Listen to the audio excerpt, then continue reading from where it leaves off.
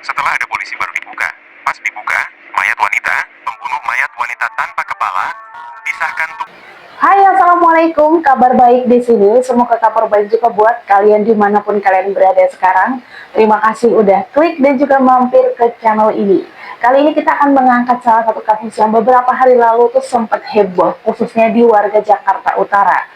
Di mana pada tanggal 9 Oktober 2024, tepatnya di jam 10:29, warga Jakarta Utara dibikin heboh karena ditemukan bungkusan besar yang ternyata berisi jasad seorang wanita.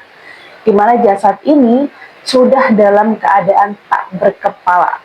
Kayak gimana sih kronologi dan siapakah jasad wanita ini sebenarnya? Sebelum kita lanjut ke kasusnya, di sini aku mau minta dukungan teman-teman buat subscribe ke channel ini agar aku makin semangat bawa ini kasus-kasus seru lagi buat kalian. So langsung aja kita ke kasusnya. Pagi itu, di hari Selasa, tanggal 29 Oktober 2024, tepatnya di jam 10:29, seorang buruh penangkap ikan yang saat itu lagi menikmati paginya dengan secangkir kopi di tepi dermaga kapal Muara Baru. Ketika ia sedang menikmati kopi itu, tiba-tiba pandangan dia tertuju pada sebuah bungkusan besar yang ada di pinggir dermaga itu. Karena curiga dengan bungkusan itu, pria itu pun akhirnya manggil temannya yang bernama Denny. Mereka berdua pun memutuskan untuk mengangkat bungkusan itu dan membawanya ke darat. Denny yang juga mencurigai bungkusan itu akhirnya memutuskan untuk menghubungi polisi. Beberapa saat kemudian polisi tiba di TKP dan memutuskan untuk membuka bungkusan itu yang ternyata berisi jasad seorang wanita tanpa kepala.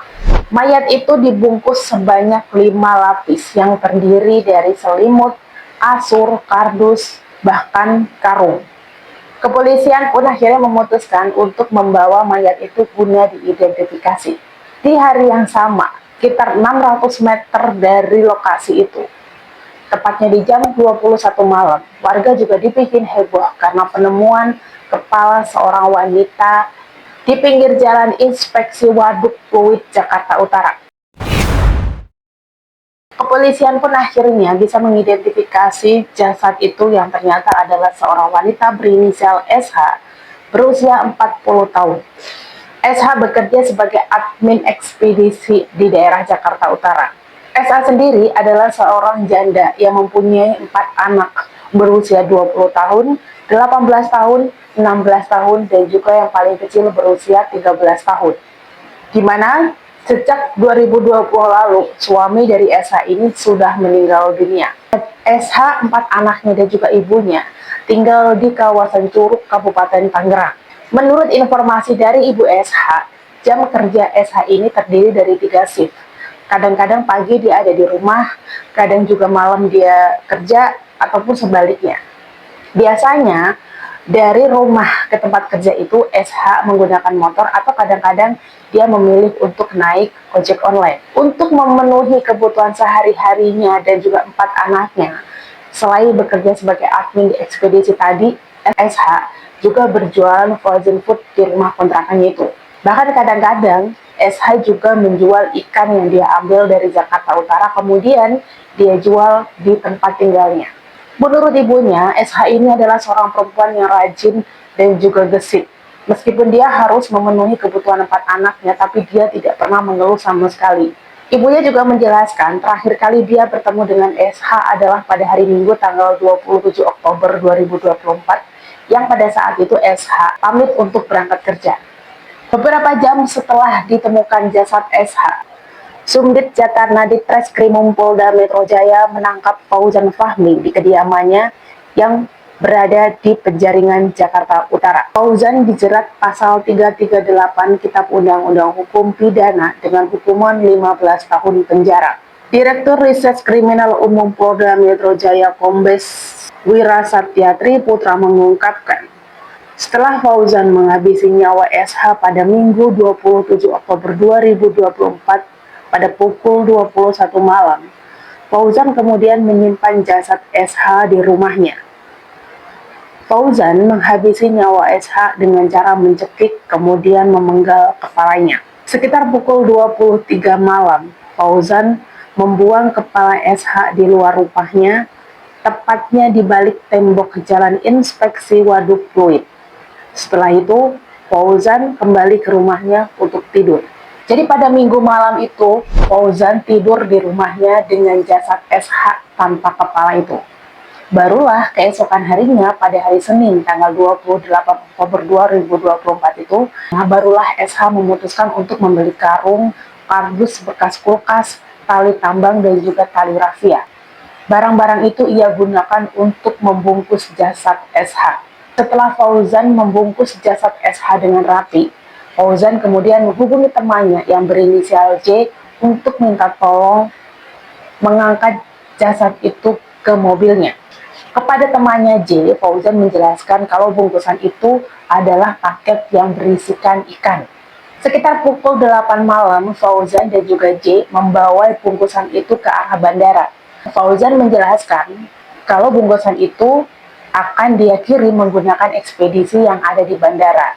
Tanpa curiga, J pun mengikuti dan mengantarkan Fauzan untuk membawa bungkusan itu.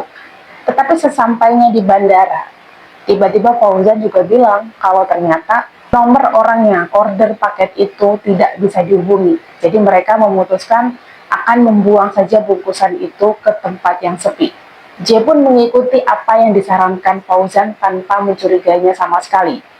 Di jam 10 malam, Fauzan dan juga J memutuskan untuk membuang bungkusan itu di kawasan pelabuhan Muara Baru. Karena menurut mereka, tempat itu sepi dan aman untuk mereka membuang bungkusan itu.